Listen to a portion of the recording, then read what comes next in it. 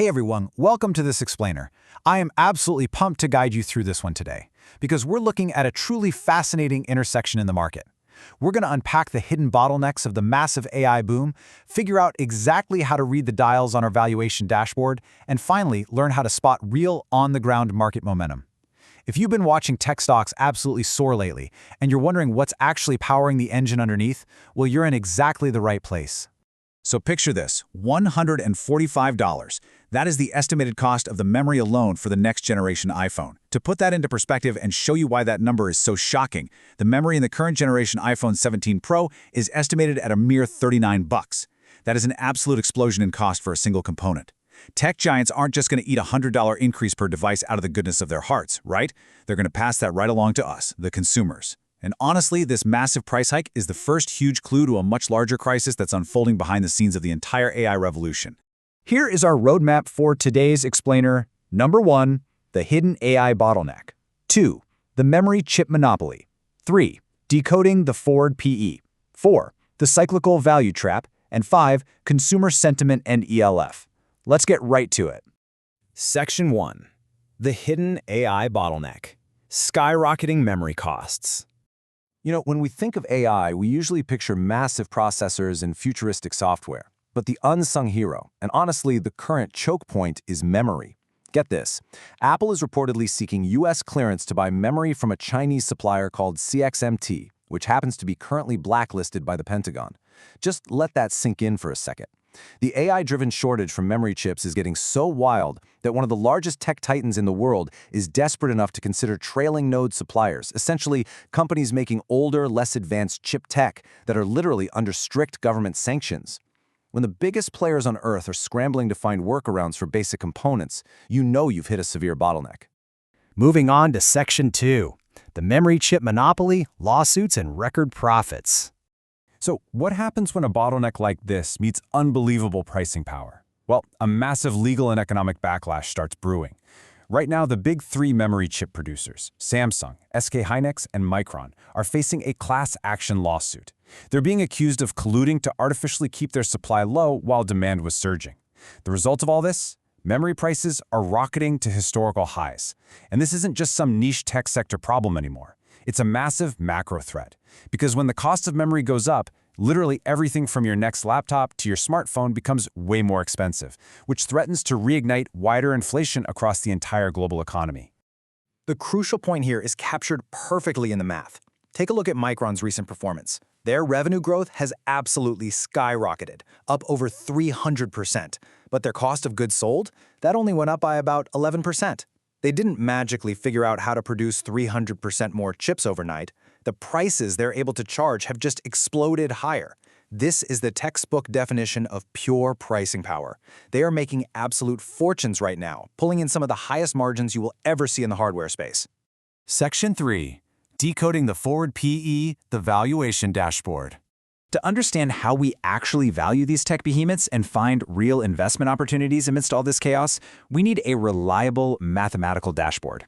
Enter the forward PE, or forward price-to-earnings ratio. Think of this as a crucial speedometer for judging if a massive company is trading at a discount or a premium. It takes the company's current stock price and divides it by the earnings per share analysts expect them to make over the next year. It's a forward-looking indicator, helping us figure out exactly how much we're paying today for the profits of tomorrow. A great way to use this is by setting the rule of 20 as our baseline for the market average. When you do that, the contrast happening right now in the market is just massive. Take Meta, for example. It's trading at a forward PE of about 17, which means it's actually at a slight discount compared to the broader market. That's largely because they're spending billions on future capital expenditures, and the market is pricing in a little bit of hesitation. But then, look at AMD. AMD is commanding a sky-high premium with a forward PE of 77. So how on earth can any company justify trading that far above the market average? Well, a massive forward PE like AMD's is really only justified by one thing: explosive, triple-digit growth expectations that will rapidly eat up that multiple. Analysts expect AMD's earnings per share to grow by a staggering 163% this current year, and then follow that up with another 70% growth next year. When a company's profits are essentially tripling year over year, that high forward PE of 77 is going to shrink down very, very quickly as those future earnings become reality. And that right there is exactly why investors are more than willing to pay that premium today. Section 4. The cyclical value trap. Counterintuitive investing. Let's combine these valuation lessons and reveal a really hidden danger in the hardware space. If we circle back to Micron, looking at their growth statistics on paper, you might think buying this stock right now is the greatest deal in the history of the market. They've got a wildly low forward PE of just 12, which is way below our market average of 20. And yet, their expected earnings per share growth for the current year is 758%, alongside a revenue growth of 268%. Low multiple, massive growth. I mean, it literally looks too good to be true, doesn't it? Well, actually, scratch that. It is too good to be true. Here is the contrarian twist. With cyclical stocks, like memory chip manufacturers whose profits boom and bust right alongside hardware cycles, the absolute worst time to buy is usually when the math looks the cheapest. A classic rookie mistake is buying a cyclical stock when its forward PE is sitting around 10 or 12, because it usually means the company is already at peak boom. Sure, they're making a fortune right now, but the market knows a brutal down cycle is inevitably coming the second supply catches up to demand. The pro move? Surprisingly, it's buying cyclical stocks when their forward PE is sky high. That typically means their earnings have been temporarily wiped out by a brutal down cycle, but they're just about to rebound and start the whole profitable upcycle all over again. Section 5. Consumer Sentiment and ELF. Spotting the Rebound. So we've looked at the massive booms in macro hardware, but let's shift gears completely to the micro road of everyday consumer spending.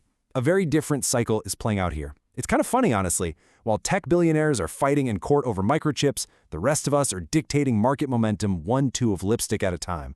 If we map out a timeline of consumer health, we start at step 1 with a massive retail peak back in 2021. But then step 2 hit us hard. A brutal inflationary spiral crashed consumer spending and dragged retail stocks down for years. However, if we look at recent data, specifically the widely tracked Michigan Consumer Sentiment Index, we've recently hit step 3. A definitive, crystal-clear bottom reversal. Sentiment has finally stopped falling and is curling upward.